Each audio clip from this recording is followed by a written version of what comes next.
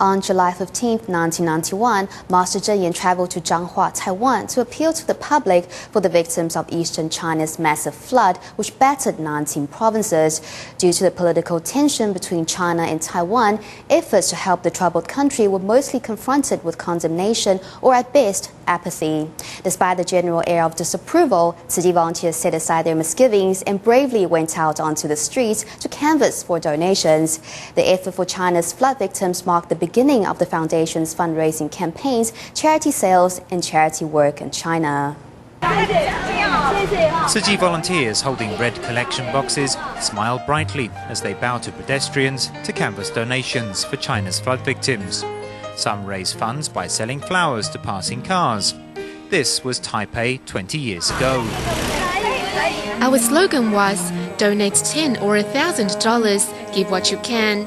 But my tears came out as soon as I uttered the word 10. I felt like beggars asking for money. The first step was really hard to take. Far away, the same scene and the same contradicting emotions are also being experienced in New York City. I was quite uncomfortable with canvassing on the streets too, because it was like begging. We had never done that before, so the idea of it did put us off. The situation was exacerbated by unfriendly outbursts from passersby. There was even a time when we canvassed in front of a market and people came up and slapped our donation boxes in disapproval. Given the politically sensitive situation of China and Taiwan, there was apathy and a general lack of support towards any effort to help China's flood survivors.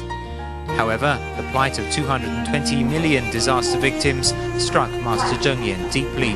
So, on July 15, 1991, she travelled to Taiwan's Changhua to launch Tzu Chi's first ever countrywide fundraising campaign for the 1991 deluge.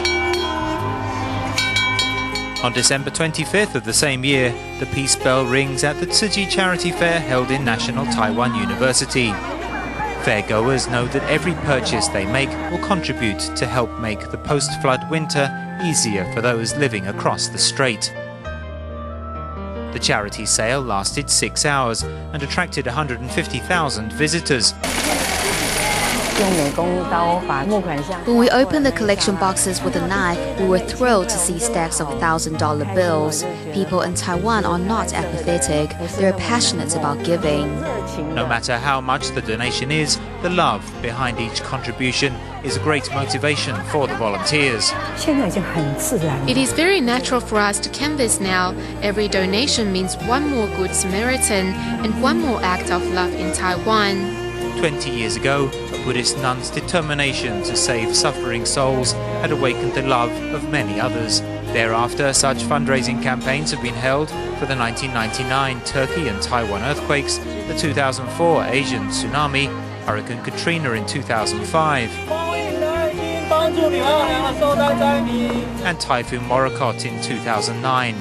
It's a force of compassion that will only grow bigger as love ultimately begets love.